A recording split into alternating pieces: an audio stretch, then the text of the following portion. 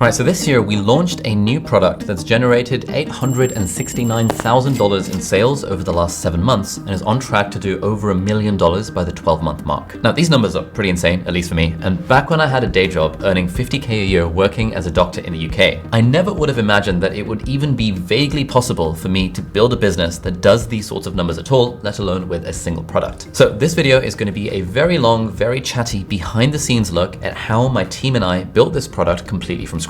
We're going to talk about the concept, the name, the audience validation, the designs, the process of creating the educational material, and we'll also talk about the challenges, the emotional roller coaster of building a product and running a business, the fact that my vision for the product, the team's giving me negative feedback, the audience is giving me negative feedback about the thing, the fact that we've had a load of refund requests from customers who did not get value from the product, and how all of that stuff feels and how I as an entrepreneur and me as my team deal with that sort of thing. If you're interested in maybe starting your own business someday, or you already have a business, then I'm hoping a video like this will give you a little bit more context into what the process for creating and selling a product from idea to execution actually looks like. Now, of course, everyone's process for building products is going to be different, but when I started my own entrepreneurial journey, I always got a lot of inspiration and even practical tips from seeing how different businesses make different types of products, and that really helped me on my own journey from broke medical student to doctor to now 7-figure entrepreneur. And so this video is a special behind-the-scenes episode of Business Class, the ongoing series where we explore strategies to start and to grow your online business so that you can work towards what I call the 5 Fs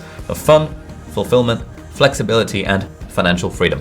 If we haven't yet met, hello, my name is Ali and I've been doing this online business thing for the last 10 plus years. I built and sold my first 6-figure business while I was a medical student at Cambridge. I built my next business to 6 figures while working full-time as a doctor, and a few years ago I was able to then quit the day job to focus on building the business, which now generates 7 figures a year in profit. In this series, my goal is to share everything I've learned and everything I'm continuing to learn along the way. So if that sounds interesting, you might consider subscribing to the channel and perhaps even joining my free email list, where I share even more behind-the-scenes stuff that can hopefully help you in your own journey. Now, this is a very long video that I filmed across 2 days, so let's get into it.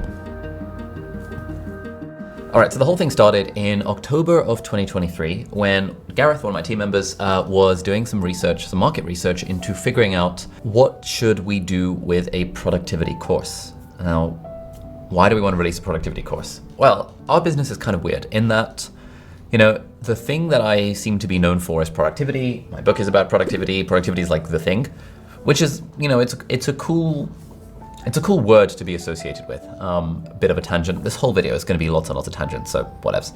There's a fun little game that I got from my friends Dickie Bush and Nicholas Cole, which is that, have you heard of Ryan Holiday? If you've heard of Ryan Holiday, what is the one word you most associate with Ryan Holiday? It's probably the word stoicism. He's written a bunch of books about stoicism. It's the word. Have you heard of Mark Manson? What is the one word you associate with Mark Manson? It's probably not the word subtle. It's probably a different word. Have you heard of James Clear? Of course you've heard of James Clear. What is the one word you associate with James Clear? I don't even need to say what that word is. It's obvious what the one word that most people associate with James Clear is. Now, if you hear the name Ali Abdaal, what is the one word that you associate with the name Ali Abdaal? For most people would say that word is productivity. Now, that is actually a very good word to be associated with, because this sort of brand association with productivity is like a high, it's evergreen. People are always interested in being more productive. It is like, it's got longevity to it in the sense of, let's say back at 2017, if someone was watching my YouTube channel and they were seeing videos about how to get into med school, if someone was describing Ali Abdaal, they would be like, oh, he's that YouTuber that helps people get into med school. Now, that is not a good place to be for the long term, because obviously YouTuber who helps people get into med school doesn't really have longevity. It's not a brand association that can last forever. Similarly, if you look back to the channel in 2018, it's like, who is Ali Abdaal? Oh, he's that guy who gives studying advice, helps people study for exams. That is also not a good sort of longevity play here, because one thing I often used to think about, and still do, is what does the 10, 20, 30 year version of this internet thought leader, online, blah, blah, blah, entrepreneur career look like? And I don't think it goes anywhere if you're stuck in the student market, because you age out of the student market very quickly. I don't think it goes many places if you're stuck helping people get into med school, because you age out of it quickly. I also kind of think that lifestyle brands also don't have much longevity, because trends come and go. And so a big thing when I started my YouTube channel was really trying to figure out what does the long-term trajectory of this look like? Where are we trying to go here? And when I landed on the word productivity, I think I just randomly made a video 50 videos in called My Productivity Desk Setup. And that went really well, and people vibed with the word productivity. And I didn't think about it consciously at the time, like that, like, ooh, this is a good word. But then people just kept on asking, like, how are you so productive? How are you so productive? How are you so productive? And then I started sort of leaning into this word productivity, you know, apps for productivity, tech for productivity, my insanely productive Valentine's Day, my insanely productive birthday, my insanely productive day in the life. And it kind of became a bit of a meme. You know, a few years into my channel, I realized that, like, I'm the productivity guy. And actually, that is a very good place to be. It's a good place to be the productivity guy. So why am I saying all this? The reason I'm saying all this is because our business is weird, because even though I'm the productivity guy, I have never really had a product about productivity other than my book, which came out last year. By the way, if you haven't read my book, you should. Feel Good Productivity, a guide to how to do more of what matters to you without burning out. Now, back in 2020, I had just quit my job as a doctor, and I had the idea randomly for a course on helping people start YouTube channels, because I was like, people keep asking about it. And the Part-Time YouTuber Academy, which was what that course was, ended up becoming like a massive thing. Like, we did, I don't know, $300,000 in sales for the first cohort, which is more money than I'd ever seen in my life. My doctor salary was like $50,000. And so I made more money in like a week than I would have in 6 years working as a doctor. And that was just like, blew my mind. Then in 2021, during the pandemic, we had even more of a boom. Thanks to the pandemic boom in live cohorts, our YouTuber Academy basically helped take the business from like $1 million a year to like $4 million a year in revenue, which was just like a massive jump. We 4x'd the business as a result of the pandemic. And then the YouTuber Academy sort of became this sort of main thing in the business. Like, even though I was known as the productivity guy and most of my content was about productivity and personal development and not about YouTube, YouTuber Academy was our primary product, which is kind of weird, right? Like, it was a bit of a weird place to be. And so for years, we've been thinking internally that, all right, we need to build a productivity product. It just makes sense, right? We've got the book, great. Book is a nice $20, $15, whatever thing, cool. We should probably make a course about productivity, and we are in fact working on a course about productivity. But then as Gareth was doing the market research for this course about productivity, he landed on this idea of community. This was late 2023. And community seems to be all the craze. And also community seems to add a lot of value to people. This was around the time where school was starting to take off. Circle was a community platform. Mighty Networks is a community platform.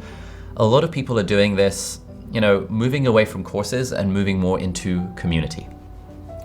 And so Gareth made the case to me and to the rest of the team that, hey, sure, let's build a $300 productivity course, but let's also attach it to some sort of productivity community.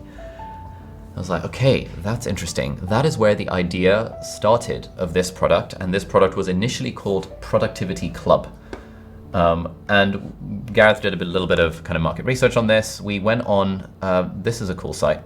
So Circle is the platform that we use for all of our community stuff. Now, one particularly important part of growing my business has been using great software and finding ways to automate things, which is where Make comes in, the sponsor of today's video. Make is an incredibly versatile automation tool that connects everything from tasks and workflows to apps and systems, allowing you to build and automate pretty much anything you need in one powerful visual platform. One of the key things we currently use Make for is automating all of the different parts of our social media workflow. So basically, by connecting our apps with Notion, where we organize our content, we're able to pull in data from the various social platforms and visualize all of our analytics in one place, which gives us a clear overview without any manual input. So every day we've got a scheduled scenario running in Make that connects Instagram with Notion using Apify's Instagram scraper. The scraper collects up-to-date performance metrics for all the reels that we've posted over the last week, including our key stats like views and reach and engagement. And these metrics, which are not easily accessible through Instagram's standard API, those then get automatically imported into our Notion database. Another thing that we're using Make for is that we love turning these YouTube videos into written content for social media and for my website and LinkedIn and stuff. And so Make basically lets us connect to Notion and ChatGPT to take a transcript from these YouTube videos and generate a new Notion card with a nicely written version of the YouTube video. And all of this happens 100% automatically, which wouldn't be possible without Make. All of this has saved me and my team a lot of time, which we can then redirect towards actually creating content or focusing on growing the business, which is ultimately way more valuable than doing these manual tasks. So if any of that sounds interesting, you can start using Make for free with their 1-month pro plan, which includes 10,000 operations. Just check out the link in the video description to sign up, and you can have a look at what kind of fun automations you can build. So thank you, Make, for sponsoring this video. For various reasons, we decided to use Circle rather than School, rather than Mighty Networks. Had a couple of chats with Sam Ovens, nice guy. Had a couple of chats with Gina, who's the CEO of Mighty Networks. Great gal. But for various reasons, we decided to go with Circle. We've been with Circle since day one. So actually, if you're building a community product, I actually would recommend Circle. They're not paying me to say this, even though Circle, if you're watching this, you should pay us to say this. Circle has this community showcase where you can see a bunch of different communities that have been built on Circle. And so we just kind of went through a bunch of these and did a bit of market research to see, like, all right, you know, let's say we were to build some sort of productivity community, what might it look like? So we've got some like screenshots. We've got this like, top coach community, and it's like, okay, it's interesting. We've got this show up society community. It's like, okay, it's interesting. We've got this Forge agency community thing, and that's kind of interesting. So this is Gareth doing the competitors analysis, where we're sort of looking at like, okay, what other productivity communities are out there? Always generally useful to see.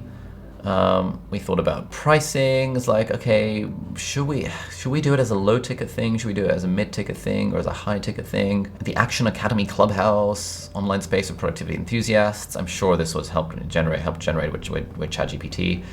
And we were just sort of playing around with various different like back and forth for what could this productivity community look like. And then as you can see here, we've got various team members sort of commenting on this sort of stuff, like the more that we can make the community feel fun, gamify, the better it'll be, like flares or price challenges or weekly productivity exercises. I want it to feel like we're doing everything we can to help people crush their goals regardless of who they are and what their goal is. Help people set targets, be ruthlessly accountable, and overcome any obstacles along the way. This is a good insight. I also don't want us to think about this in the same way as the YouTuber Academy community. YouTuber Academy community is very technical, how do I do X? Whereas this is gonna be more emotional. I want to do X, I'm struggling with Y. And actually a lot of building a community is encouragement and good vibes. Angus doesn't like the name Clubhouse because of the defunct social. I don't know. I quite like Clubhouse as a word. Angus, doesn't like the phrase productivity enthusiasts. Is this too exclusionary? Not everyone would identify or want to identify as a productivity enthusiast. Perhaps we want to exclude people like that, but I suspect we don't want to be more inclusive. As you can see, like generally the way that we do stuff is one of the things that Amazon does is that they insist on sort of written memos for anytime a new idea is being proposed or a new sort of business venture is happening.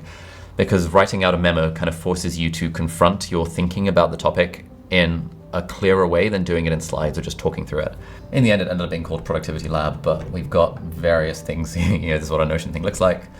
SOPs, standard operating procedures, partners, affiliates, product roadmap, surveys, feedback, marketing assets, ideas. Like this is interesting, might be potentially interesting to look at.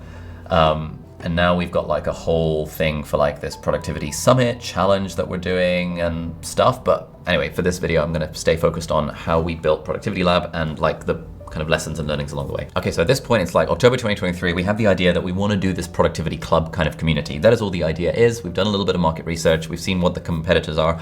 I don't like to think of people as competitors. Like Nest Labs was on our competitor list, and Laura is a good friend of mine. I don't think of her as a competitor, but competitor analysis, it's worth seeing what other people in the market are doing. Even though I'm mates with like half of them, it's still worth seeing like what's in the market, what sort of price points, what are they offering, so that we know that like, hey, this is, we have a sense of what the market is for the thing that we're offering. So then it was like, all right, cool. What we know we want to make some sort of productivity club community type thing, but like, what actually is it? Like, what is the product? And this is where this Fig Jam board came along. Figma are unfortunately not sponsoring this video. They should. Figma, if you're watching this, reach out, please. We use FigJam boards for absolutely everything. I'll show you just, this is what our Figma looks like. Instagram, website, thumbnails, YouTuber Academy, Not Overthinking My Podcast, Part-Time Labs, Berg, Business, Marketing, YouTube channel, Deep Dive, Rebrand, Courses, Design Assets, Software, Level Up, Content, Productivity Lab, etc. Basically for anything that we're trying to do in the business, if we need to sketch out stuff and do designs or do like brainstorming or wireframes, whatever, it's all 100% done in Figma, and they're not sponsoring this video at all. We pay a lot of money each month to Figma. But what's in the club from 10 months ago? This is the question. And so the place where we wanted to start was the dream outcome. Like what would people want? And the way that I often think about this stuff is like, what is the language we would use on the sales page of the product? And so this was the first thing we came up with. Productivity Club helps you double your productivity in your work and your life while enjoying the journey along the way. It's like, okay, seems reasonable. Productivity Club helps you make meaningful progress towards your most important goals with a community of like-minded high achievers to help you be more productive, achieve your goals, do more what matters to you, etc., etc. Dream outcome is double your productivity, maybe, like, not really sure. Is that the right thing? It's like, what is productivity? Well, productivity is using your time in a way that's intentional, effective, and enjoyable.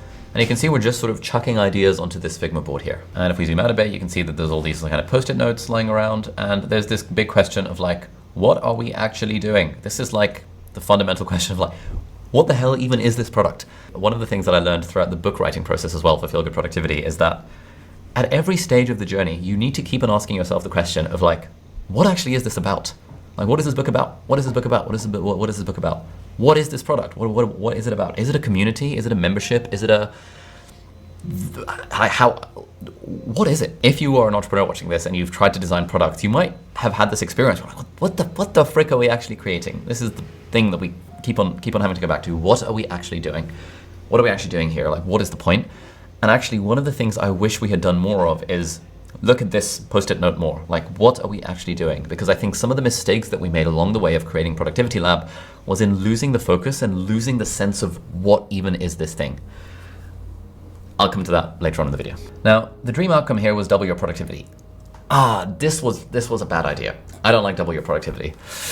The reason I don't like double your productivity, and pretty much everyone on the team was saying this, especially Angus, my general manager, is that it's just a bit vague. Like, what does double your productivity even mean? It kind of means, like, for me, I have a vague mental sense of like, what would it mean if I doubled my productivity? Do I want to double my productivity? Sure, yeah, I'll take that. But for like a working professional, what does it mean to double your productivity? For an entrepreneur, what does it mean to double your productivity? For a creator, what does it mean to, like, is it doubling your output of video production? Is it like doing twice as much in the same amount of time? Is it doing sort of taking half as much time to do the same amount? Like, what does it mean to double your productivity? It's a bit abstract. You can't hold it. You can't put your finger on what does double your productivity mean. My approach to this at the time was sort of like, well, I mean, unless we can come up with a better idea, let's just stick with double your productivity. And at the time, we couldn't come up with a better framing of the thing. And so we went down the double your productivity angle. But I think in hindsight, the mental model, the thing we should think about when designing new products is, what is the tangible outcome? Like, what is the thing that people actually want?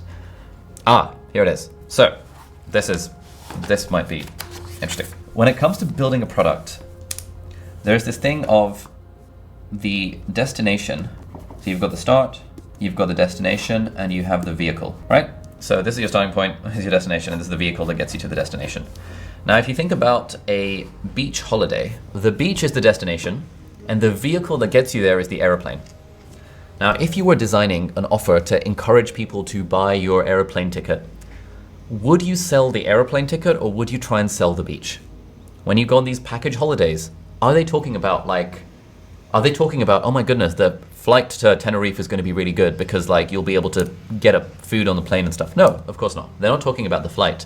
They're talking about the destination. They're trying to sell the beach rather than sell the vehicle that gets you there. The problem with double your productivity is that is actually a vehicle. 2x, sort of double your productivity. Unfortunately, that is a vehicle. Like, no one actually wants to double their productivity specifically. They are thinking of double your productivity. Sorry, there's some hoovering happening in the background if you can hear the background noise, but whatevs. They're thinking of double your productivity as a vehicle that gets them to the actual destination that they want, which is, I don't know. Maybe it's achieving their goals. Maybe it's having a fulfilled life. Maybe it's being happier. Maybe it's making more money, growing the business. Yeah, those are the things that people want. And double your productivity is a vehicle to get you there. By positioning the product through virtue of selling the vehicle, we actually, I think made a mistake there. So I should have listened to the team and not used double your productivity as like the angle. Sell the destination, not the vehicle. I think ultimately we landed on achieve your goals as like the thing. That's the thing that people want to achieve their goals, and Productivity Lab is sort of one of the vehicles that helps them get there. So then we were like, all right, cool. So how, like, what's actually in the club? You can see that what's in the club, question mark. That's like the title of this FigJam board, where we were like, all right, so we know that we kind of had the sense of like people want to achieve their goals. So how do we help them do that? Well, one mental model that we came up with is that really achieving your goals and being more productive, or rather being more productive and achieving your goals, is really only 20% about the knowledge, but 80% it's about the execution. It's about actually doing the thing. We did a bunch of surveys for the audience, and it seemed like the thing that people were struggling with was doing the thing. Not like learning about doing the thing, but just doing the thing. All of my YouTube videos, my book, it's all giving you knowledge. It's about like teaching people how to do the thing, but then no one takes action. We found this with our YouTuber Academy. We have thousands of students, like 20,000 plus students who have taken our YouTuber Foundations and YouTuber Academy course. I would say over 50% have not taken a single iota of action having bought the course. And it's kind of sad, right? Like even when we were running live cohorts, we would get like, I don't know, a few hundred to over 1,000 students signed up for a live cohort. They've paid $2,000 to join this live cohort course for 6 weeks, where we take them through and we give them homework assignments and everything. And only 50% of people submitted the first assignment. So half of the people did not even do the work for week 1. And by the time you got to the week 6 homework assignment, the numbers were down to 15%, 1-5. So like, no one signs up to a course like this not intending to do the action, not intending to execute. But 85% of people are not even finishing the thing. 50% of people are not even taking action on day one. Maybe there's a problem you're having in your life where you've maybe got enough knowledge, you've consumed the content, you've watched the stuff, but you struggle to take the action. So that was what we realized, that people really struggle to take action, people struggle with execution. And so we're like, okay, cool. Maybe Productivity Club, or Lab as it came to be known, is trying to solve this problem of execution. And we're like, all right, cool, nice, that's good. That is a very specific pain point we're trying to solve. So how do we do that? Well, we came up with a bunch of different things. I figured out in my own life, like what are the things that help me execute on stuff. We had this sort of whole goal plan system, like this GPS system, which is now featuring as part of the course, which is not part of the lab, etc., etc. We kind of came with this idea that the true secret to productivity is accountability, execution, implementation, actually doing the thing, not consuming content about doing the thing. You'll have heard about the techniques we do here. This isn't about the theory, it's about helping you actually do the stuff, helping you execute on what you know you should be doing.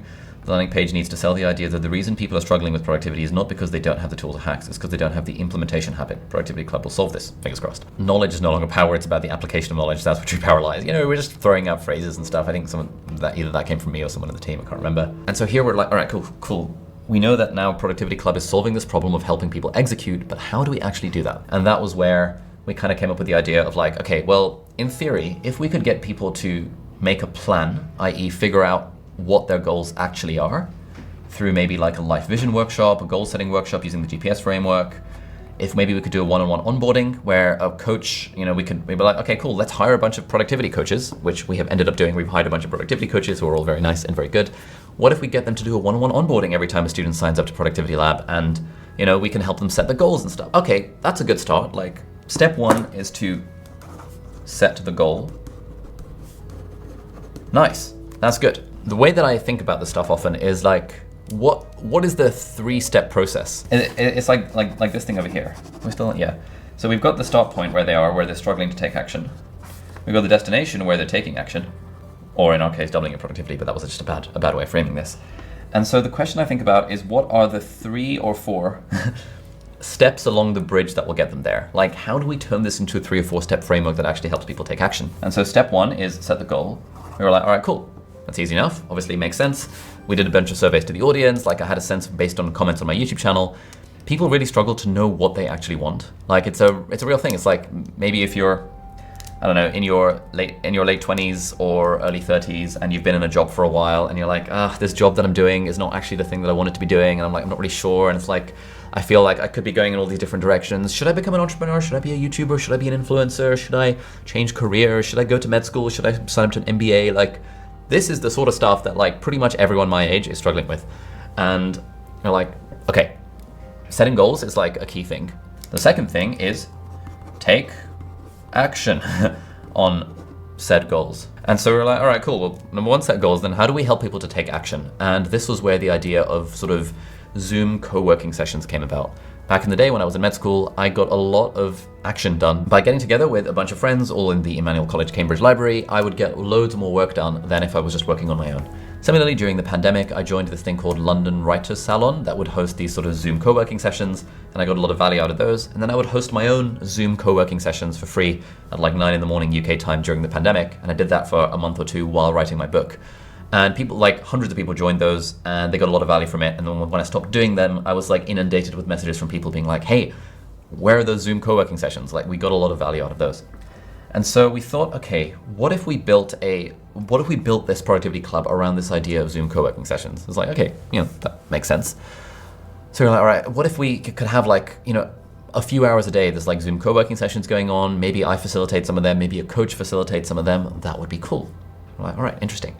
Then we were like, all right, cool. So then you take action, and then there's got to be some sort of reflection thing. One of the big productivity habits that really helps people is doing a weekly review, where you sort of review your week, and then you plan your next week. And so some kind of reflection workshop built into this could be quite interesting. Basically since like from January to April, I was hosting free weekly reflection workshops where a couple of dozen to a few hundred people were joining these, again, free on Zoom. And I was just taking people through a weekly review, a weekly reflection every Sunday. And people were getting loads of value from that. We had loads of comments being like, oh my God, this is the most productive half an hour of my life. This is amazing. And so we thought, okay, cool. What if Productivity Club was about this execution piece?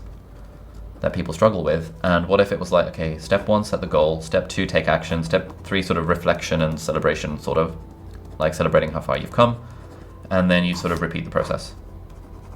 That would be really cool. And we thought maybe like a 4th thing is sort of help people build and refine their productivity system. And this was where we were like, all right, cool, maybe we add a course element to it. Maybe I teach a course on productivity and we attach that to the community. And then I had the bright idea of why don't I do it as a live cohort? We're quite experienced with running live cohorts as we did for our YouTuber Academy. I thought I'd sworn off them, but it'd been like a year since we ran a live cohort. And so I thought, you know what? I generally prefer to teach stuff when there's someone on the other end of the Zoom call, like teaching it live with slides and stuff and diagrams and all this camera switching and all this nonsense.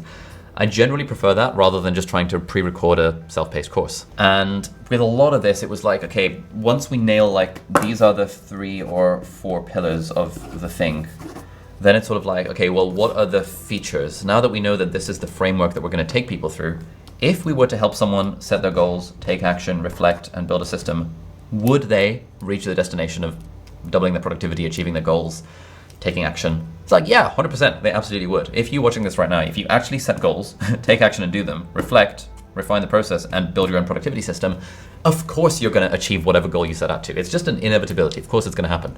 And that's the kind of conviction that we kind of had of like, okay, we now have a sense of what this product is. This whole process, by the way, took like 2 months. Maybe not 2 months, maybe like 1 month. It was like a lot of back and forth. I kind of wish we had done it sooner than that, because I think one of the mistakes we made with this was we made the mistake of trying to do the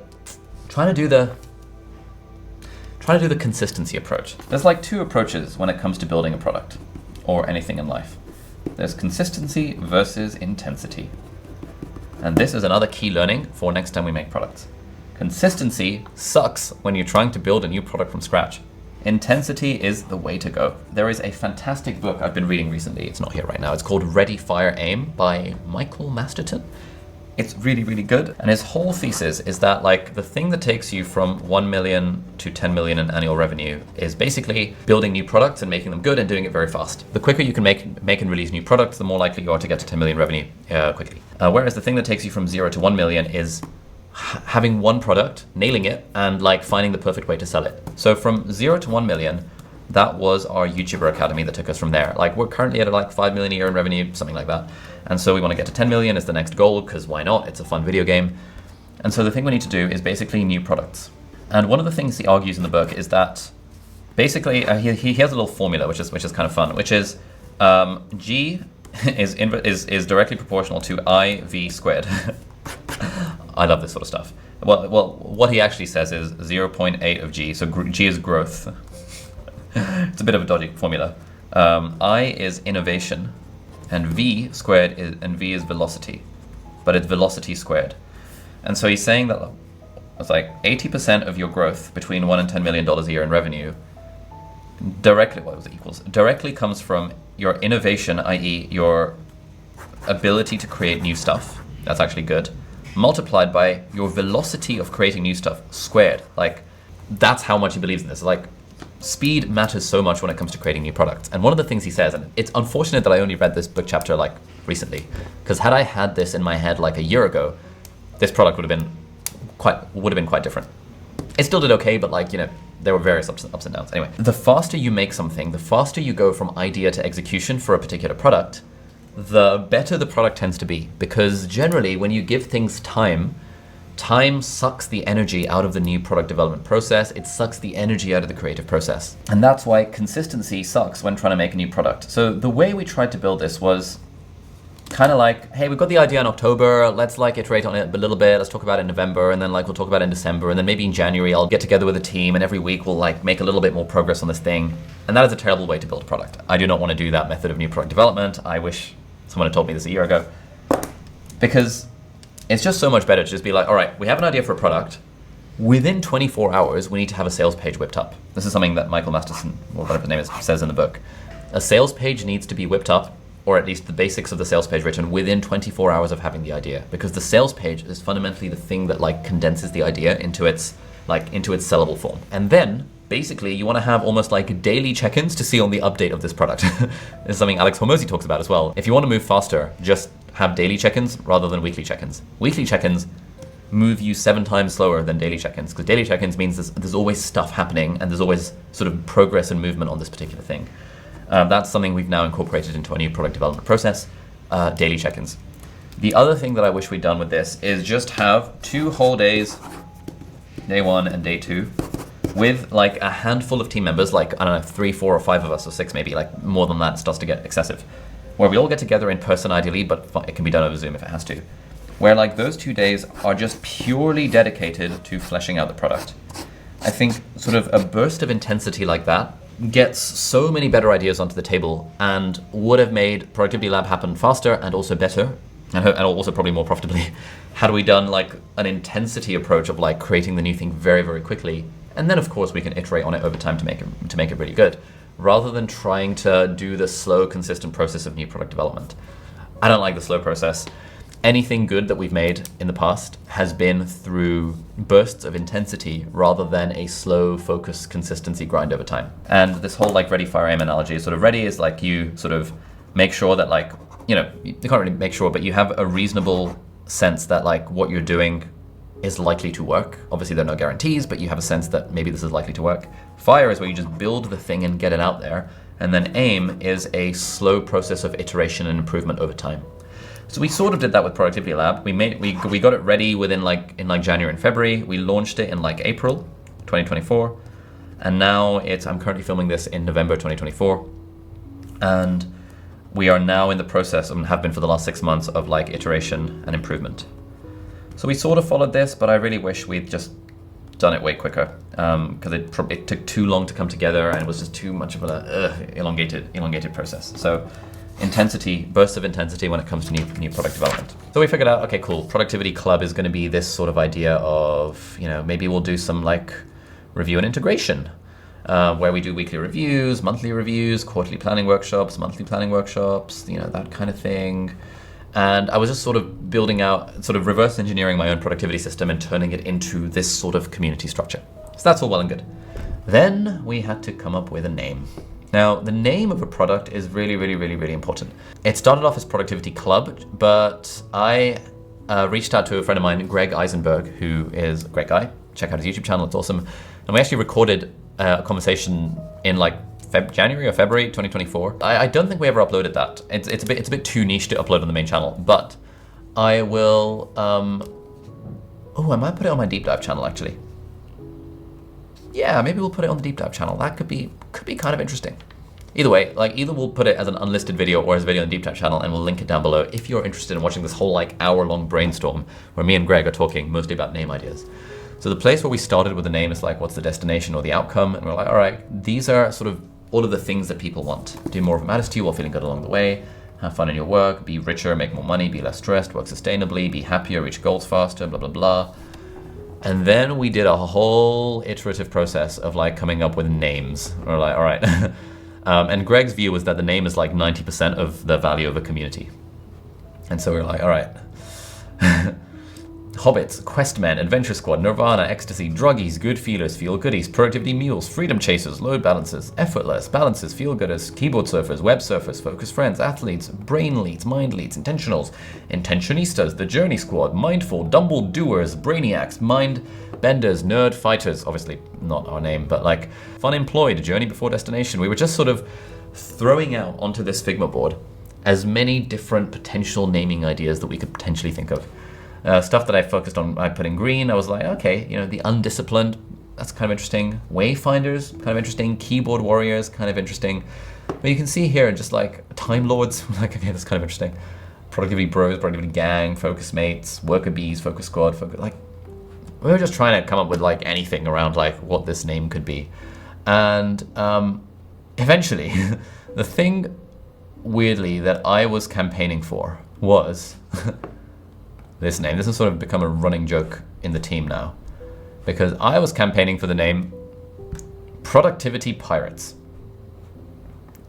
I still think Productivity Pirates is a cool name, but like pretty much everyone in the team was against it.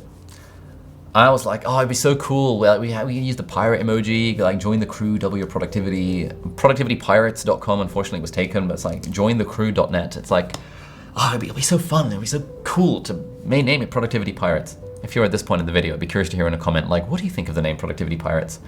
And I just started whipping together like, okay, what would the logo look like? I think I got this as an icon from Flat Icon.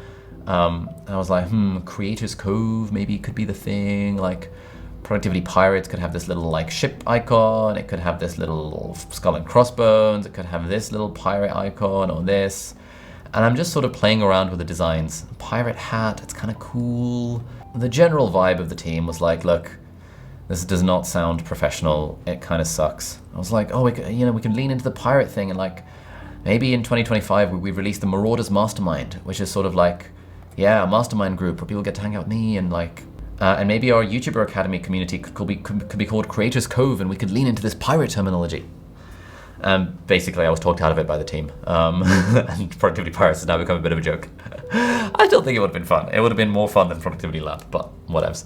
Anyway, so we put out a tweet being like, hey, we're thinking of building this community. Anyone got any name ideas? And someone came up with the name Productivity Lab. And so we donated $1,000 to a charity of their choice. And we bought the domain name. I think it was about $10,000. We spent a lot of money on domain names. So we bought the domain Productivity Lab and ended up calling it Productivity Lab. Conveniently, we also previously, when we were doing stuff, had hired a designer. It was really good actually, to build, like make these little icons for us that we ended up not really using. And so we had this sort of flask icon. This was, back in the day, a couple of years ago, we were playing around with different icons for our YouTuber Academy and our Creatorpreneur course and our Creator Academy and Camera Confidence. And we had this designer like make us some of these logos, and we had the license for this like Flask logo. So we thought, Productivity Lab, Flask logo, great, let's just reuse the thing that we paid for like 2 years ago, and now we have a reason to use the Flask logo. So that was where the name Productivity Lab came from. I still feel weird about the name Productivity. I think it's a reasonable name. It's not as fun as Productivity Pirates, but what's this? Pirates Jam. What's on this Figma board? Yeah, I was like, we can have the Alibaba Academy, and then within that's pirates, and then you can have different ranks like crewmate and comrade and soldier and pirate, and then like I had this whole like world building around this idea of pirates. Yeah, and then based on this flask icon, like sort of this was sort of the logo we ended up with. I think this was the font. What font was that? I think it might have been Circular. Yeah, Circular, which is the font that Loom and Spotify use, I believe. And so we just sort of mopped up a few different logos, double your productivity, enjoy the journeys, that sort of thing. And it ended up being this purple branding, and it ended up being Productivity Lab. All right, I've been filming for a while. It is now time for lunch, so we'll see you shortly. Alrighty, it is another day. Turns out I actually filmed for ages yesterday, and one thing that I found with filming these sorts of videos over time is that if I give myself permission to film it over 2 days, it means I'm less likely to burn out and the whole thing feels a little bit more sustainable. Also, this video is getting kind of long, but it's kind of chatty, but if you're still here in the video, then I hope you're getting at least some value out of it. Hopefully, I don't think we're gonna try too hard to like retention edit a video like this. It's a behind the scenes type thing. A thing that I need to, I'm kind of saying this to the camera, not sure if we're going to keep this in, maybe we'll kind of actually, yeah, we might as well keep we might as well keep this in. A big part of shooting a video like this one is, for me is, there's always a thing in the back of my mind of, is this actually going to be useful to anyone? Like, does anyone actually give a shit about this sort of stuff? But that sort of the editor critic voice is not a helpful voice to have in one's mind when one is filming a video. Stuff can be cut out in post if we really wanted to. Once a video is made, we don't even have to post it. I mean, we inevitably always do. It's sort of like with the process of writing my book. On the days where I sort of was trying to edit it as I went along, or I was trying to write with the editor in mind or the reader in mind, or thinking like, oh no, this isn't good, this is bad. Really just focusing on getting the stuff out there and doing it in whatever way feels enjoyable and natural and connected or whatever. And then we could always edit things out after the fact. So even, I say stuff like this in the videos some of the time if I just need to give myself a bit of a pep talk. Like even yesterday, there was this whole sort of heaviness to filming a video like this, because in my mind I was like, oh, what's the point? Does anyone actually care? This video is not going to get as many views as a 10 productivity tips video. Our views on the channel are sort of 10% down compared to 2023. All of that kind of stuff just adds a lot of heaviness to the whole process. And often when it comes to making decisions for what to do on the YouTube channel and also for what to do in the business, I will ask myself the question of, what would I do if I didn't care about the money and was purely doing it for the enjoyment and service? Now, in that context, what would I do? Would I make a video like this one? Yeah, of course I would. I love doing behind the scenes stuff. I got incredible value out of people doing behind the scenes stuff, usually in podcasts and books and things, and in real life. And I would like to almost sort of return that favor for the people that care about this sort of stuff. And the people that don't are not going to watch it anyway, and that's okay. Like, I would, if I had 100 million in the bank and never needed to make money again, I would still do a video like this. I'd be like, how I got to the point where I had 100 million in the bank, and I would want to show the whole process and show the behind the scenes. And maybe those videos only get 100 views or 1,000 views or 10,000 views or whatever the thing might be. Maybe they don't go viral. They probably won't, but that's okay. I would still want to do that. And so when it comes to building Productivity Lab, when it comes to building, doing videos on this channel, I think that's something I like to always return to. And actually I'm finding myself feeling that it's helpful for me to tell you this and helpful for me to say this out loud to the camera, because it's easy to forget that. It's easy to think when I'm in kind of YouTube filming mode that I should care about retention. I should sort of try and maximize the amount of value I'm giving per second of content. But for a video like this, who cares? It's fine. Anyway, I don't know how we got onto that, but so far in the journey, we have gone to around January, February 2024, earlier this year when we came up with the idea. And between Productivity Pirates and Productivity Lab, I actually tested it on Instagram. There we go. I said, hey gang, we're finalizing the branding for our upcoming course and community. What's a better name? Productivity Pirates, Productivity Lab, neither. If you have a better idea, please see the next slide. And on the next slide, I said, this is going to be a community of ambitious entrepreneurs, creators, and professionals to help double your productivity, focus, and consistency so you can do more of what matters to you while enjoying the journey along the way. Bit of a mouthful. I kind of wish we'd had, as I said before, double your productivity. It's like, I wish we had a more succinct, what actually is this kind of thing? What should this community be named?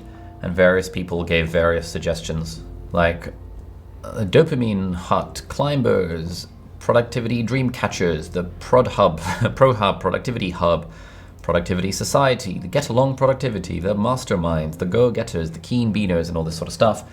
But much to my dismay, the audience said clearly 18% of people, thank you if you clicked on that one, liked Productivity Pirates. 60% of people liked Productivity Lab, 22% said neither. And so it was like, okay, it kind of has to be Productivity Lab at this point. So at this point, we know exactly what the name is. We've got the logo.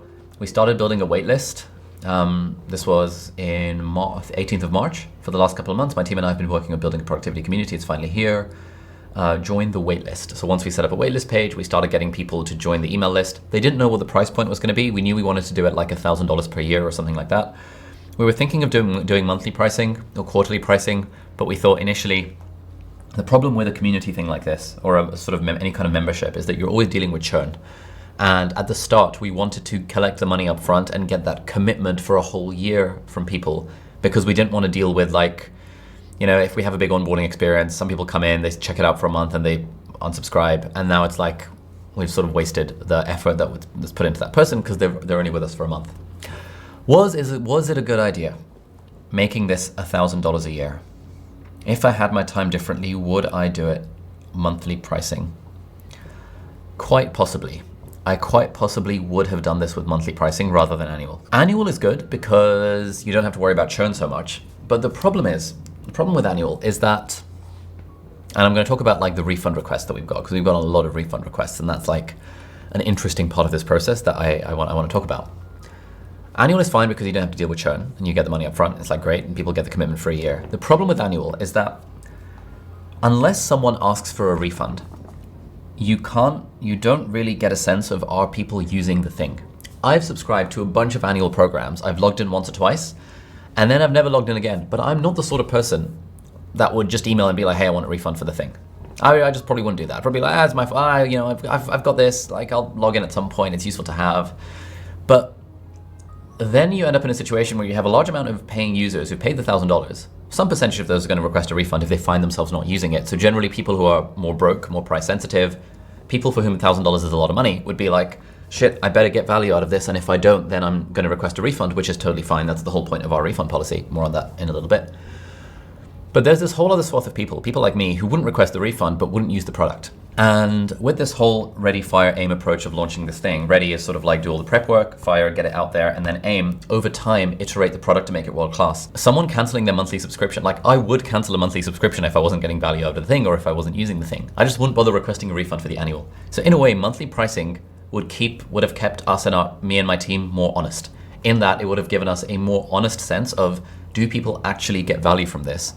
Because people are only going to pay monthly for something that they're genuinely getting value from.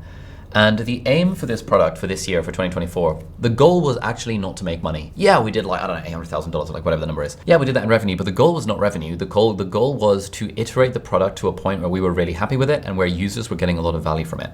And I think actually by doing annual pricing upfront and only offering annual as a membership option, we missed an opportunity to really put our money where our mouth was. And we missed an opportunity to just see what would happen when we allowed people to build monthly. Because we would have had way better analytics, way better tracking. We would have seen every single month, holy shit, like how many people have canceled their subscription? We could have actively reached out to those people, be like, hey, we'd love to hop on a call with you to understand why you canceled your subscription. It's really interesting to us. And I think probably, most likely, we could have improved the product quicker by allowing people to cancel their membership. I'm still not sure about this. I spoke to so many people about this. I spoke to a lot of people who run communities. A lot of people were like, don't do monthly because monthly is going to result in churn. Almost everyone I know who has some sort of paid membership, customers only stay for about 3 or 4 months. And so at that point, if you're selling $100 a month thing, you may as well just sell them a $300 course because that's 3 months worth of a membership. And then you don't have to deal with, like, memberships are off, like, recurring revenue requires recurring work. There's a lot of, as we're going to talk about with our productivity coaches, there's a large amount of work that it takes to fulfill on a membership where you're trying to constantly add value every single day, every single week, every single month. It's a lot of work, a lot of manpower required for that. So you may as well just make a course and sell it for $300. And then, had we made this into a course and sold it for $300, which we actually are going to do at some point in January, had we done that, we would have made as much money in a way easier way with just a different vehicle. Like a self-paced course is obviously a different vehicle from a sort of $97 a month membership product. Anyway, all that said, that was sort of how we decided around the pricing for this. We thought about, do we want to do lower ticket? Do we want to do $5 a month, $10 a month, $19 a month, $29, $39, $49? We sort of ran the whole gamut. And this was sort of a gut feeling, like, again, and also me having spoken to a bunch of people who run lower ticket community type things, like cheaper memberships. I would rather have fewer people paying more money than more people paying less money. To get to $1 million a year, we only need 1,000 people to be joining every year for this to be $1 million a year product. If it was $50 a month, we would need 2,000 people. If it was $30 a month, we would need 3,000 people. If it was $10 a month, we would need 10,000 people. And the complexity of a community or a membership scales with the number of people that you've got. You get more customer service requirements, you have to do more events, you have to split up your events into smaller people because like it loses the intimacy of the community if there's like 10,000 people in it. You've got to design it in a way for that scales to 10,000 members. And I just didn't really want to do that. I wanted to be more premium, $100 a month, $97 a month, whatever. And I knew that for the right person, it's a total no-brainer. It is not for everyone. Like one of the mistakes people make when trying to build products is like thinking that this is a product for everyone. What if students can't afford $97 a month? It's like, yes, students cannot afford $97 a month. This is not a product for students. It's a product for working professionals and entrepreneurs. And that's fine. We do stuff for students. We have free content on the YouTube channel. This product does not have to be accessible to students. And it's like, well, aren't you cutting out a big proportion of your audience because a big proportion of your audience are students? Yes. Absolutely. Similarly, students can't afford my $1,000 YouTuber Academy course. Students can afford my book, but it's like not every product needs to be for everyone. Apple has like the budget version of the iPhone, the budget version of the Apple Watch, and they have the Mac Pro, which is for $30,000, and it just appeals to different people. In general, I am a fan of charging more money for fewer people because then generally you get a quote. People say this in the entrepreneurship world, you get a higher quality customer if they're paying you more money. And there's sort of memes about this in the sort of business community. Things like, hey, if you charge someone $500 for a project, they're going to be like, hey, can I get a refund of like $50 because like actually, you were a bit late with delivering the thing, and they're really quibbling over the pennies. If you charge $50,000 for a project, you send them the invoice, they'll say, thanks, invoice paid. And that's it, they'll just pay the 50 grand. And again, this is like a weird thing that unless you've been in that position where you're just dropping 50K on an invoice or whatever, it's so hard to appreciate that this is how certain customers think. But essentially, the more of someone's net worth, or the more of their income, the greater percentage of their income or net worth they're spending on a thing, the more like attached they're going to be to the thing, the more they're going to have customer service complaints and requirements and want you to hold their hand and be sending loads of emails and stuff. And you can generally avoid a lot of that stuff by not selling low ticket products, by selling high ticket products.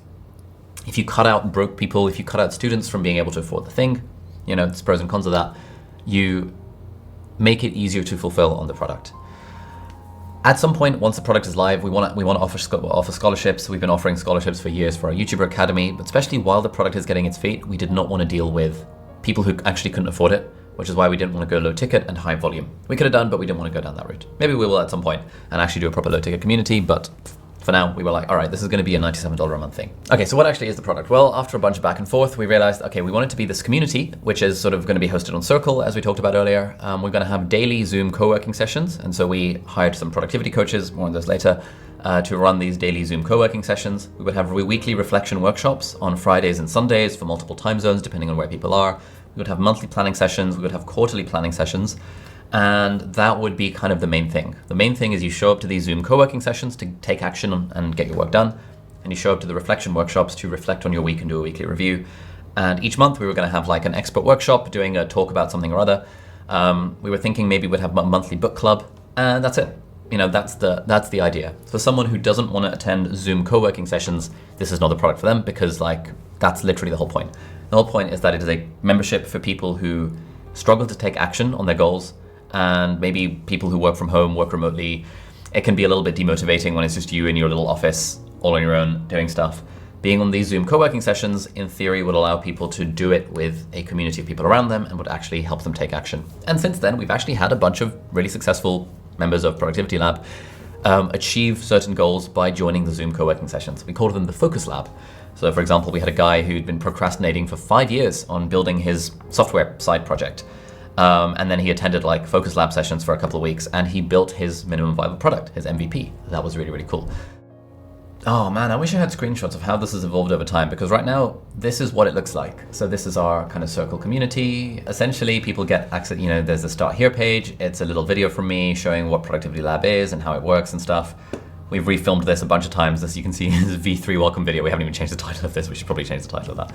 Then there's this whole onboarding thing where you set up your profile, you schedule your onboarding call. We are now offering one-on-one onboarding calls with our productivity coaches. You complete your productivity catalyst, which is this quiz thing at the start that gives you a sort of productivity score across the 5 different key skills. And then you can figure out what areas of the course or membership are going to be best for you. You RSVP to your first event. There's a tour that I think Kaylin or Gio did about all of the different spaces and what the point of each of the different Circle spaces is. There's quite an elaborate community. We have an announcements thing. We're working on a redesign for the graphics. I'm not a huge fan of these graphics, but we're working on it. Actually, I'll show you what it looks like. Can I show you what it looks like? So these are the latest designs. I'm sure by the time this video comes out, when it gets edited, these will have changed, but that's okay. I'm showing you kind of how the sausage is being made. So we've got this is what my website is going to look like. And this is something that will launch, I think, next month. Whenever you're watching this, maybe it's launched already, so you can check it out, aliabdal.com. And it's sort of this kind of thing. How can I help you be more productive, grow a YouTube channel, build a business, boost your grades, a little bit about me, popular videos, podcast, all of this sort of stuff. And we kind of went through multiple rounds of kind of changes and mock-ups with the web design agency. It's been really cool working with them, actually. And then we said to them, hey, look, can we use the same style of branding, but do it for the Ali Abdaal Academy? And so this is kind of what the sort of design of the Circle workspaces is going to look like. Yeah, it's going to be like this. So you can compare it to this. This is a bit jank, and it's going to look more like this, where each of the product is going to have its own color scheme. So Ali Abdaal Academy, which is going to be sort of the free section, is going to be blue.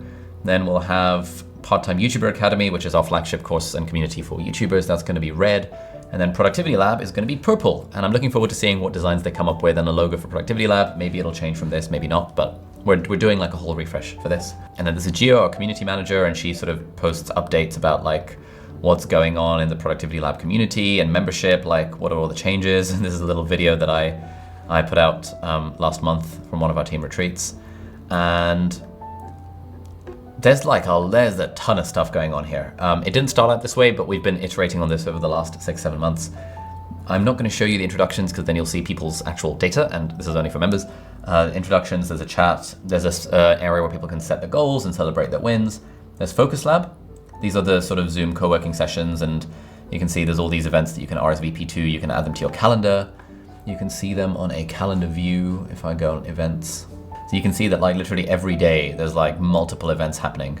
Like there are 6 events happening today, and I can RSVP to any of these if I want to join one of the Focus Lab sessions. Some of these are led by our productivity coaches. Some of these are led by our members, who we call alchemists. And so this is what the product actually looks like. Maybe at some point in the future, if this is useful, leave a comment down below. I'll do like a whole like how we actually built the insides of it. But I mean, I don't want to focus too much on that because it's like, I mean, Circle, the platform, does all the work. Circle.so. The all-in-one community platform for ... I think it's loading. For creators, for entrepreneurs, etc., etc. And so you can see like, I personally prefer Circle to School. Sorry, Sam, I'm sure you're not watching this, but yeah, Circle is really cool. It's good design, good vibes. And we've been using Circle since day one, 4 years ago with our YouTuber Academy as well. So we've been quite used to the platform. I'll put, maybe, have we got an affiliate link? I don't know, maybe I'll put an affiliate link down below if you want to check out Circle. But yeah, so this is what Productivity Lab actually looks like. It is a Circle workspace with events and with community engagement and with a course that we call the Life Productivity System that's baked into it. Let's now talk about how the course came together, because I think this is interesting. We realized that we didn't just want to do a community.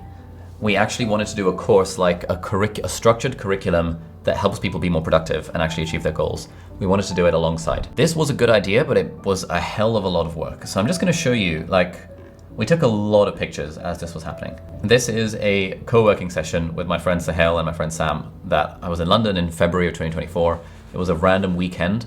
And I just messaged these guys because I used to work with them. Where we all went to university together, and we would get together in like my college library to study for our exams. And both of them are building their own businesses. Sahel is building an app called Firecut, which is like a Premiere Pro editing plugin that makes editing faster. And Sam is working on his Stoic Teacher Instagram account, and he has like this Stoic weight loss program. So they're building their businesses. So I reached out to them, we're like, hey, should we just all get together in a WeWork in London, in Paddington on a Saturday and just grind on our work all day? And they were like, yeah. And it was actually really fun. Like this is a little bit of the philosophy behind Productivity Lab, that like when you get together with other people who are also working on similar-ish stuff, even if it's different stuff, it just makes you more productive and it makes it way more fun. Then, this is my friend Charlotte, who we worked with, and one of her colleagues, Katie. Katie is a learning designer. Charlotte is, I'm not sure what Charlotte is. Charlotte is an entrepreneur and also learning designer and like coach. And so we're working with Charlotte and Katie to put together the curriculum for the course. Now, what did that involve? It involved lots and lots of brainstorming and putting ideas onto, you know, this sort of thing. Post-it notes absolutely everywhere. This was, you know, April 2024. This was over about a 3-week period where we got together like twice a week for full days, just really trying to figure out what's my own philosophy for productivity. We were taking the stuff from the book and combining it with productivity systems and trying to figure out like, how do we teach? You know, I've got my own productivity system that I've been using for years, and I always sort of tweak it over time, but how do we simplify it? And how do we turn it into a thing that we can actually teach? Because even though I've been using my own productivity system for years, I haven't really tried to teach it, and it's sort of like a bit of an amalgamation, a bit of a Frankenstein's creation of stuff evolving over time. And I wanted to streamline and simplify the whole thing and really think, how do we teach productivity from first principles? How do we incorporate the stuff that we talked about in the book with like the feel-good, enjoyable, sustainable vibes, but turn it into an actual system? And basically throughout this process, we generated like dozens of pages of this sort of Post-it note, A3, A1 paper, Sharpies, markers everywhere. We also had a massive Miro board. Aha, here we go. This is a Miro board that we were working on from like the start of April up until the end of April when we launched, when we sort of finished creating all this stuff. We're trying to figure out, okay, what's like the system, life vision, annual goals, quarterly quest, weeks, joyful days, hours, and all the different methods we're talking about. We had all of our different kind of post-it notes.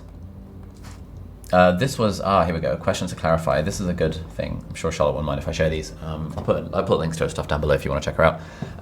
What are the learner's wins along their journey? What are the levels of progress? Like, what are the minimum things that a learner needs to have done to develop a habit in the end of their measurable performance outcomes, rituals and connections, behaviors, skills? What do you need to practice? So it's like all of these different questions were all about like, how do we create an amazing learning experience for the students that are going through the course? So then we had post-it notes and diagrams and like the whole shebang, and then really trying to figure out like, how do we slice and dice these, and is it a 4-week program, is it a 6-week program, is it a 2-week program, is it a self-paced program? Again, just showing you a sense of the amount of different ways. Feel free to pause this at any point and just have a look if you really care about this stuff. All of the different ways to execute this. Initially we were sort of, you know, I have this whole like GPS system, which we kind of included in the course, but kind of didn't, because it ended up sort of complicating a few things. But, you know, we were thinking like, okay, is it about navigation and execution? Is it about vision and action? What are the pillars within that? Like, what are the techniques that we're teaching within that? Is the way that we're teaching those techniques, does it actually make sense? What are the sorts of visuals? Like, how would we kind of visualize this whole thing? You know, one of the key insights of working with Charlotte is that we kind of need visual mental models to help students understand and like get a sense of what the material is in their heads, so that it's not just sort of walls of text and walls of slides. So this was one iteration of this process of, you know, productivity is about, you know, you got your foundation, your mindset, your rituals, and then it's like, how do you make it focused intentional hours? Those ladder up to joyful days, those ladder up to weeks, ideal weeks or weekly actions. Then you have your quarterly quests, your annual goals, and your North Star life compass. That was one way of doing it. This was another way of doing it, like, you know, goal plan system. Is it about this GPS method? Can we weave in some of the stuff from the book into this? And at some point throughout this whole thing, we were like, okay, maybe it's, does this GPS thing work? Is that like, is it clear enough for it to be useful, but simple enough for it to be memorable? And all of this stuff just was constant iteration over time, through multiple meetings and multiple like real life sessions and multiple Zoom calls over a period of like 3 or 4 weeks, where this was like pretty much the only thing I was focused on in that time. This was something that we were doing at one point. I think we ended up not quite using this as the structure of the course, but we were talking about, okay, foundation, navigation, and execution. Within foundation, you've got sleep, stress, diet, and exercise. Within navigation, you've got your North Star and your GPS, that works. Within execution, you've got focus, energize, unblock, sustain, which brings in the stuff from the book. That's cool. But then this was also getting like really complicated, and there was like a lot of stuff. We were using this diagram, I think this is from Dan Coe, and we were like, okay, you know, this is cool. Like, you know, this idea of things sort of laddering up. So what would our version of this be? Okay, we came across this. I think this is from Tiago Forte. We're like, okay, you know, a lot of people are using this sort of pyramid diagram. Can we make our own version of this?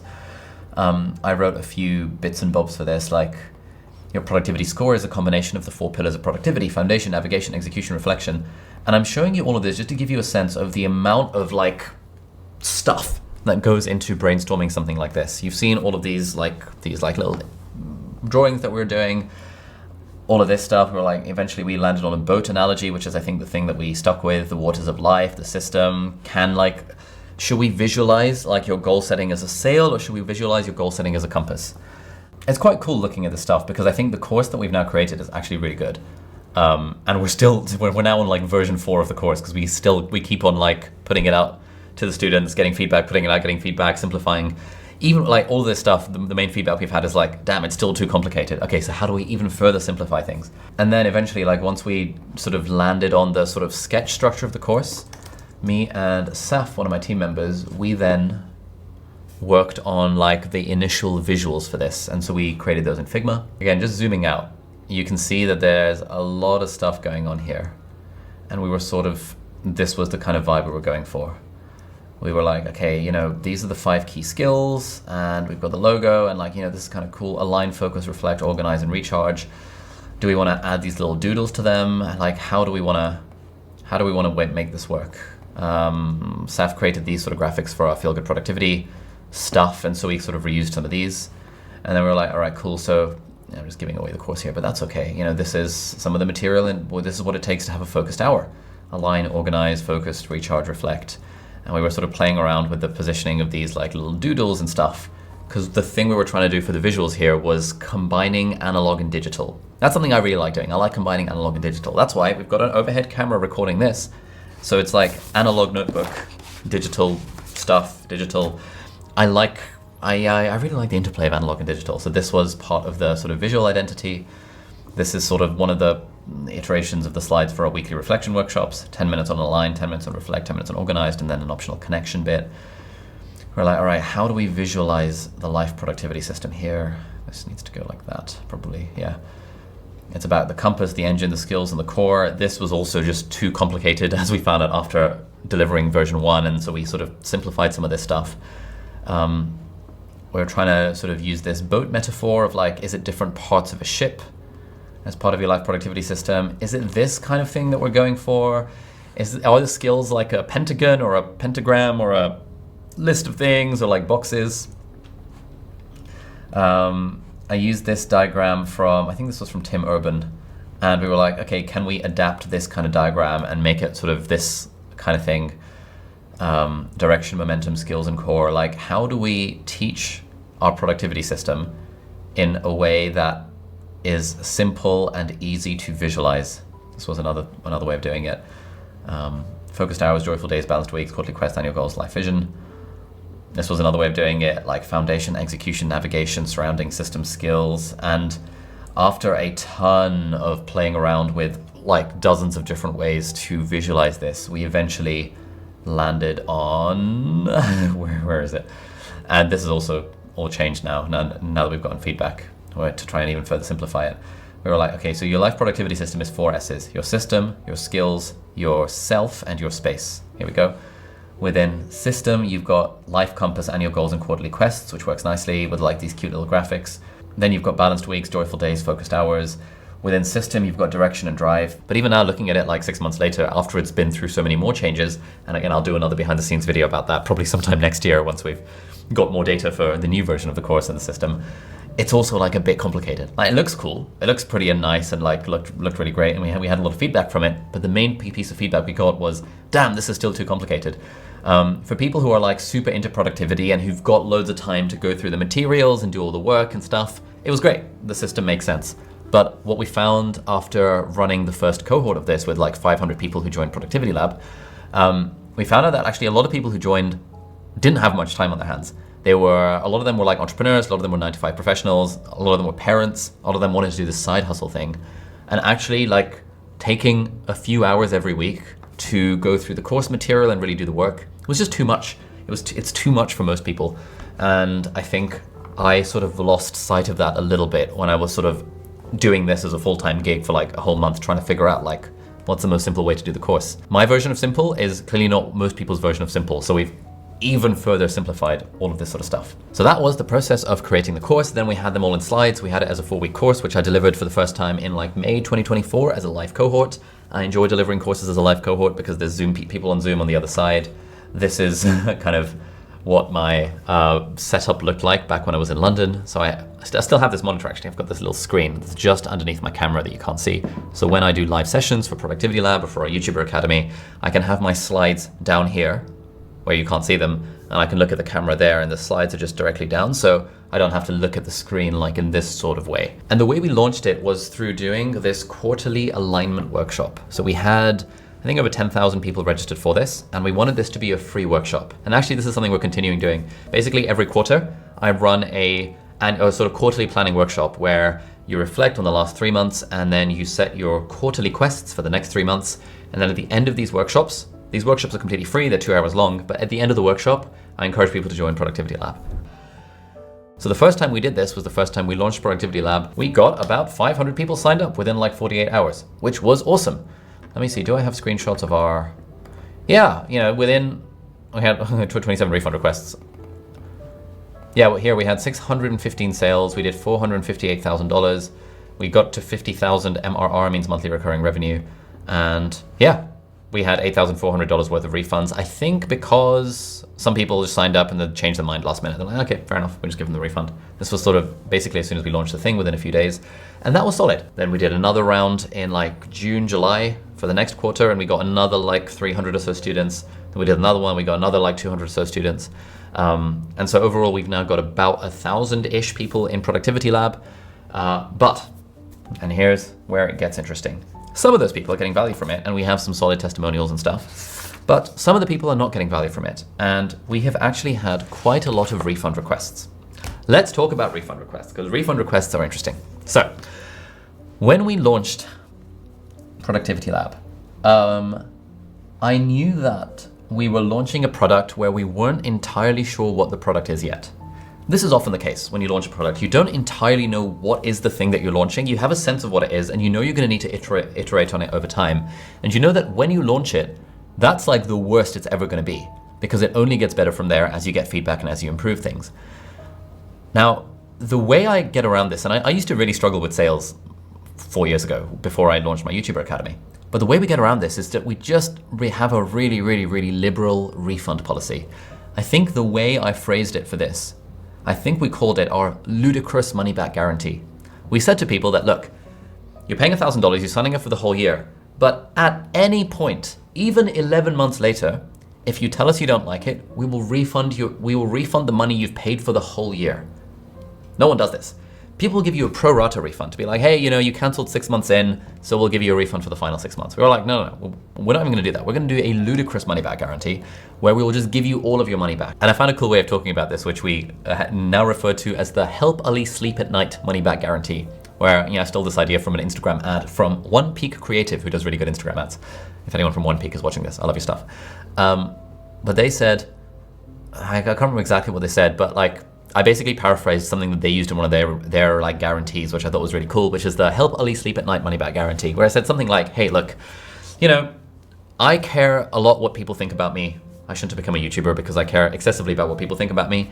If you're a customer of one of our products and you don't like it, I will literally lose sleep over that, and it's not worth it for me. I've got the money already. I don't need the money. I'll take the money, but I don't need the money.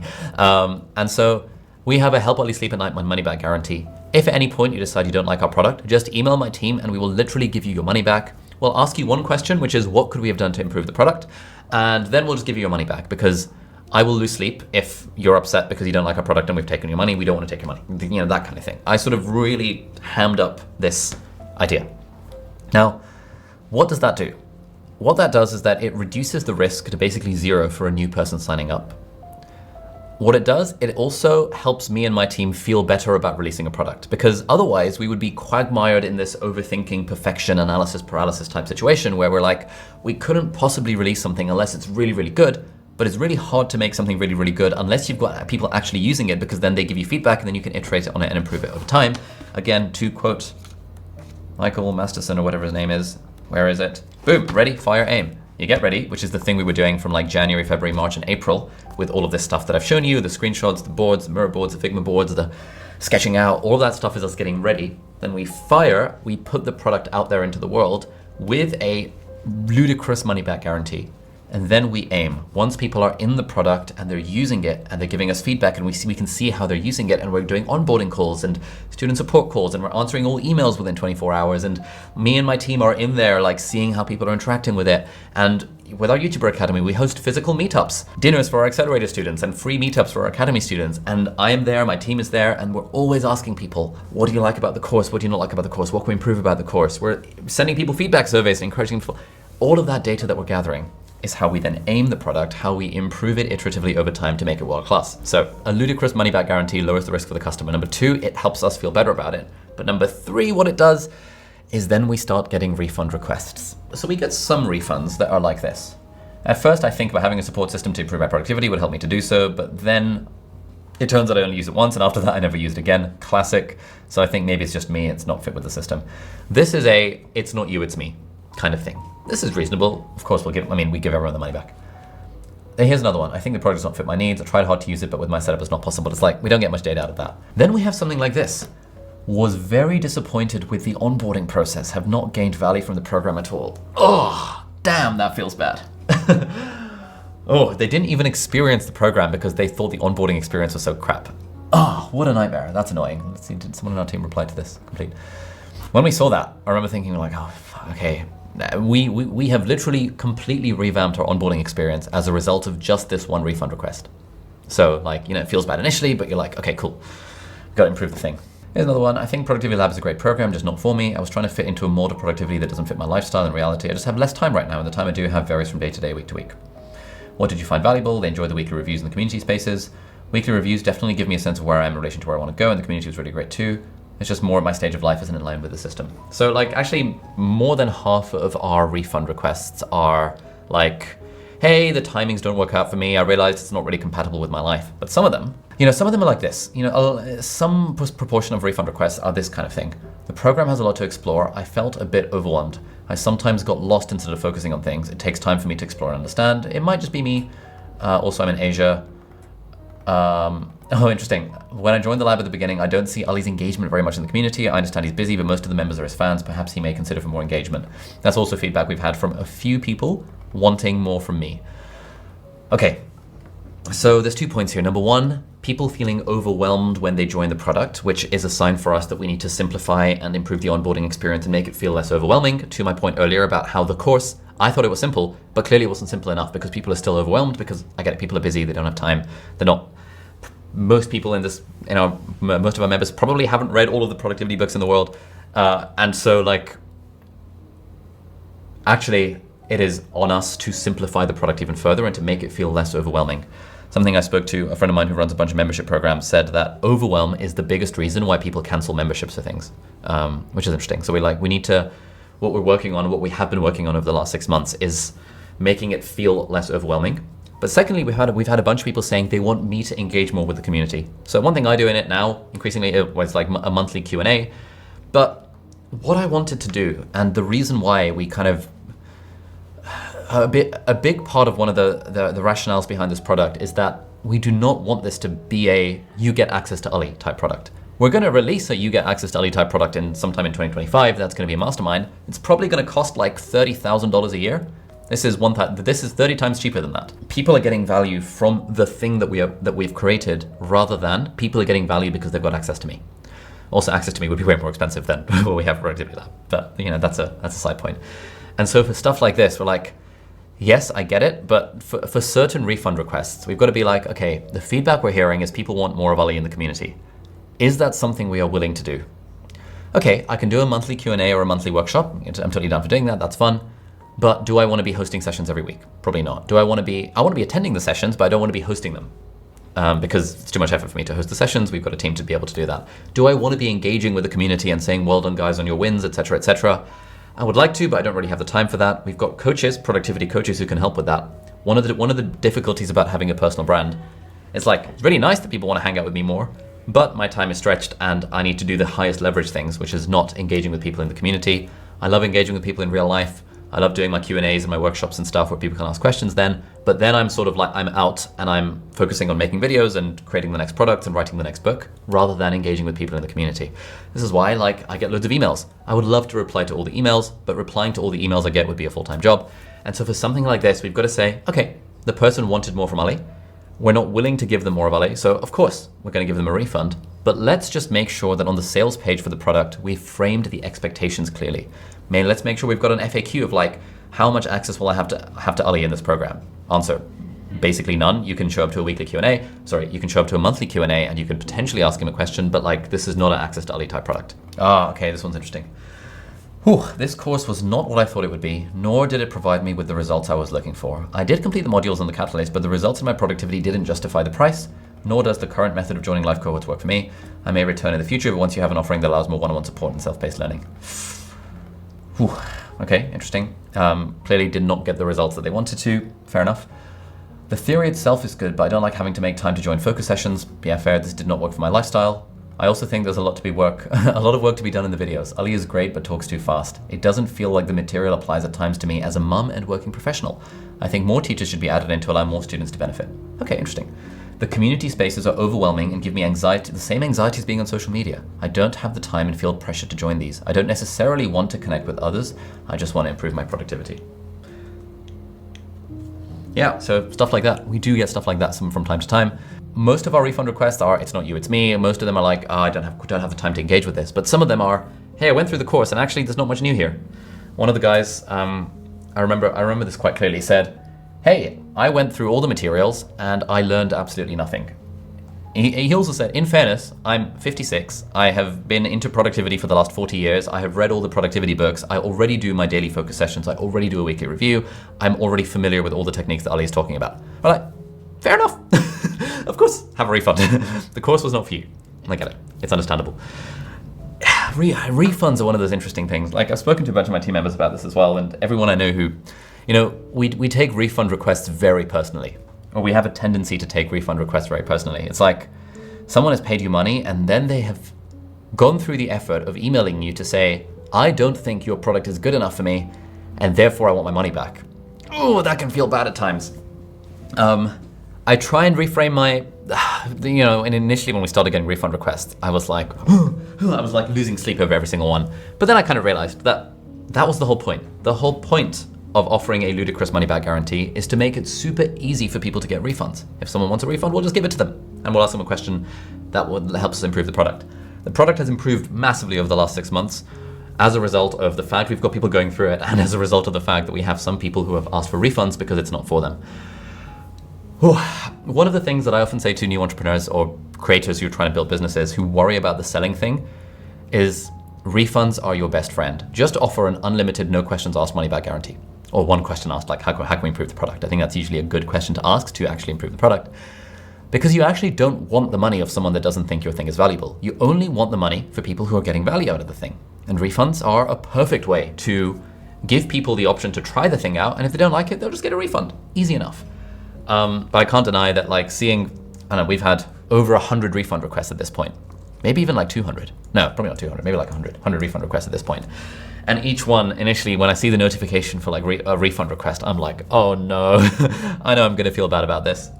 But it's, part of the spiritual challenge of entrepreneurship, part of the spiritual challenge of building a business is you gotta be okay with that. You gotta feel the emotion, feel the punch to the gut of like, oh, someone didn't like my thing. My thing was shit for them. Okay, okay, I'm gonna feel that. I'm gonna feel the emotion. That's okay. Okay, nice. Let's give them the money back. Of course, it's basically an automated process with the team dealing with the operations and finance side of things.